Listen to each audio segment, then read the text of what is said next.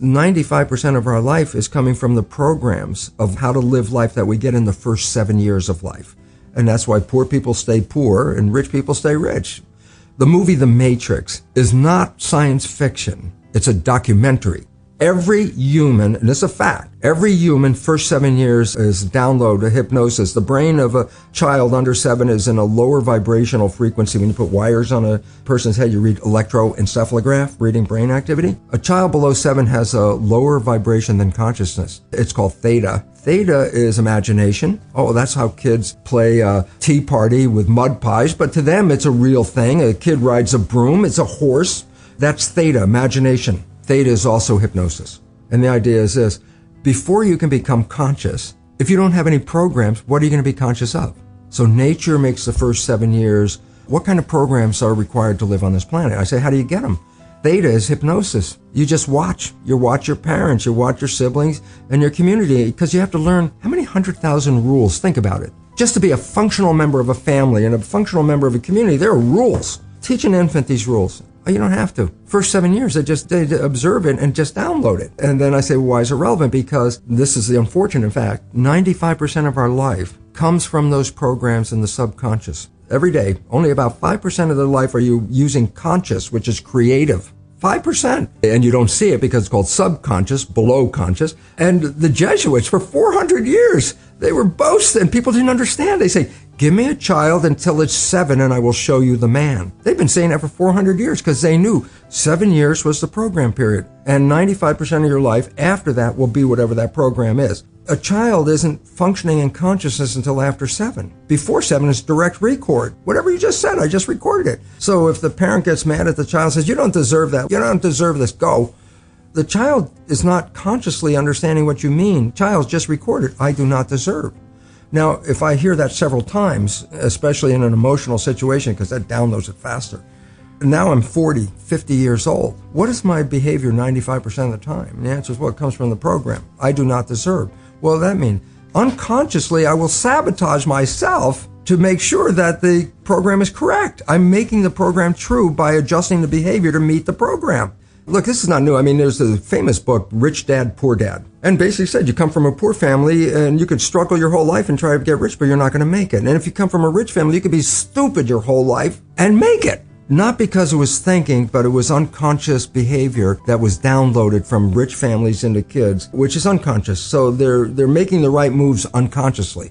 If they engage their conscious mind, then they look stupid, but it's unconscious. And that's the same thing with poor people. Poor people have beliefs from the family. Oh, you can't make it. Life's a struggle. Things are hard. Who do you think you are? And if that's the program you get, then 95% of the day you will sabotage yourself. And that's why poor people stay poor and rich people stay rich, because the programming. Before I put this knowledge into effect, and I use the word put it into effect, why? I had the knowledge academically. It's like, oh my God, look at the research. What does it mean? I understood it from the level. And with all that knowledge, it didn't change my life. People read self-help books. I go, well, you read the book. You got a lot of knowledge. I say, is your life changed?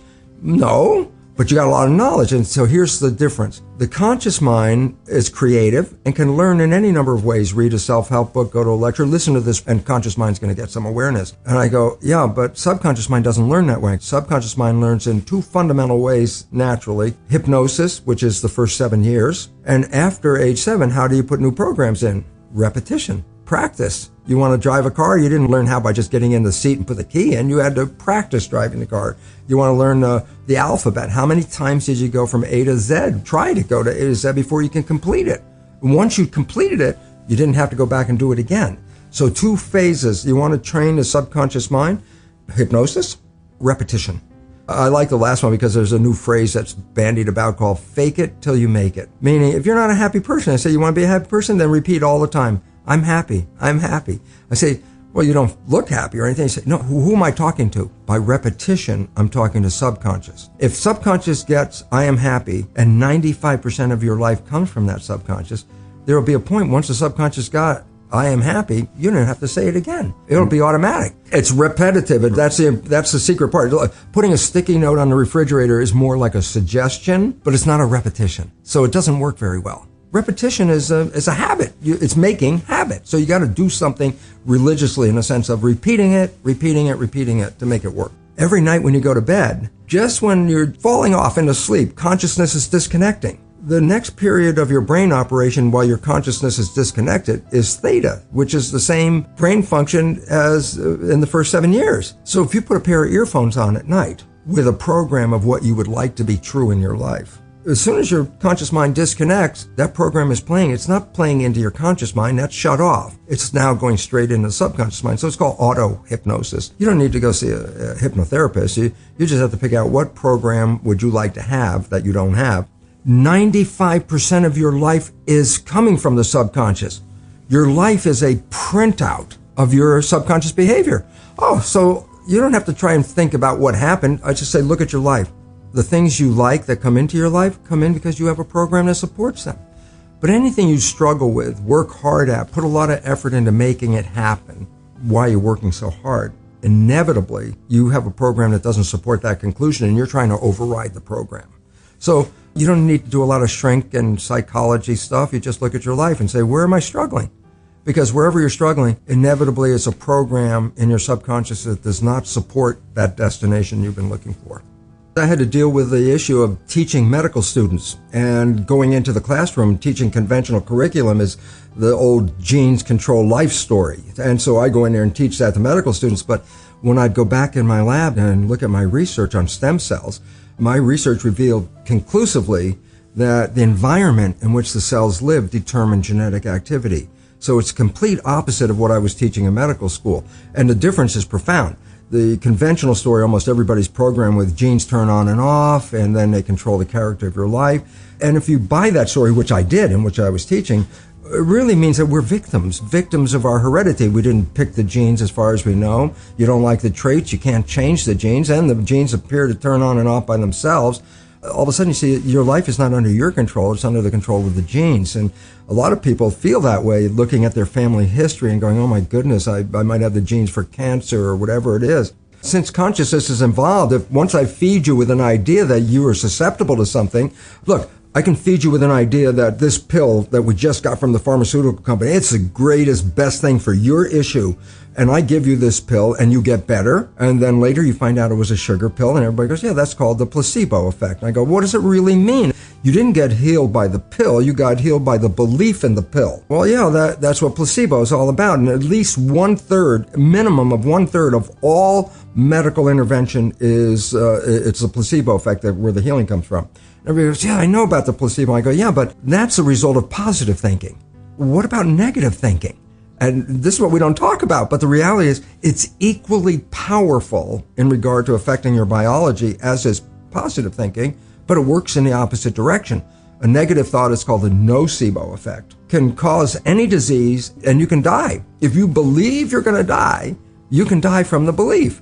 Here's a simple fact. Stress causes at least up to 90% of doctor visits. How can stress do this? And the answer is very simple. Stress causes a hormone called cortisol to be released in the body. So what does cortisol do? Number one, it causes the blood in the viscera, the guts, where maintenance of the body and healing comes from all the organs. It causes the blood vessels to shut down because it pushes the blood to the arms and legs. Why? Stress means you're ready to run, fight or flight. So you push the energy to where you need it, arms and legs. Well, where do you get it from? Well, you squeeze the blood vessels in the gut. Well, this is growth. The viscera is growth. That's what the organs are for. Arms and legs are for protection.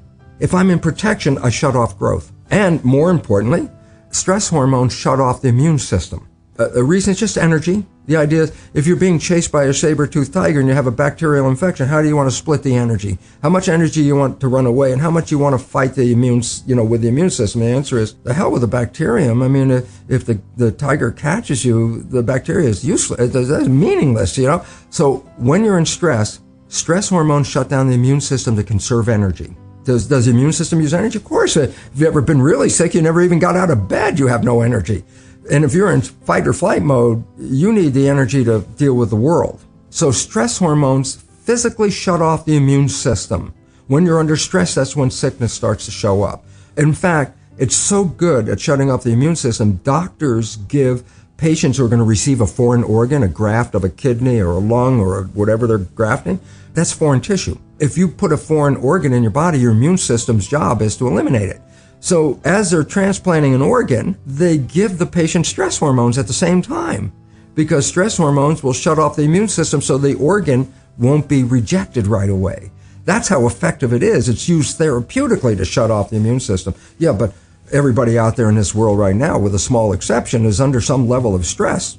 Every one of those people is dripping stress hormones continuously in their body, and those hormones inhibit the immune system, and the result is illness. And if you stop the growth, you say, yeah, but I'm an adult, I don't need to grow. And I say, yeah, but you have to replace hundreds of billions of cells that you lose every day. So we really have to watch out, because, as psychologists will tell us, 70% or more of our thoughts are negative and redundant, replaying the same negative thoughts. I go, if thoughts had nothing to do with it, fine. But thoughts, positive or negative, shape our biology. And all of a sudden it says, well, now it's time to wake up, because our negative thinking is manifesting a negative life experience. But it's not just me saying this. It was me saying this when I first started doing this work in 1970. And my research was repeatable every day. I could take, stem cells are embryonic cells, so they have no potential until you put them in an environment. And then, depending on the culture medium, by the chemistry of the culture medium, I can make the cell become a muscle cell, change the culture medium, make the same cell become a bone cell, or change it again and make the same cell become a fat cell. And genetically, the cell is the same. It was the environment that I was changing. And I started talking about that long before the new science called epigenetics had come into vogue, which was 1990. So I was like 20 years ahead. And of course, for much of that time, my colleagues looked at me like I was a crazy guy, because everybody knew the conventional dogma. And I was, coming up with a whole different line of belief about it. And now it's come into mainstream. The only problem is this: when you invest so much money into a belief system, and then a belief system isn't really right, you try to hold on as long as you can, because if you spend hundreds of billions of dollars in this belief, you don't want to just go, oh, okay, we'll just change it. So it's a struggle, but the reality is coming forward, and the public is just becoming aware of it. And it's a revolution, because if you believe genes control your life, you're a victim of your heredity. When I say epigenetic control, almost sounds the same, but epi means above. So when I say epigenetic control, literally it's control above the genes. And this is what we now recognize, that the environment, and very specifically our perception of the environment, changes our genetic activity. So that means, well, wait, that's not a victim, because I can change my environment, I can change my perception, and all of a sudden, if I can do that, then I can control my genes. Well, we're going from victim to mastery, from genetics to epigenetics.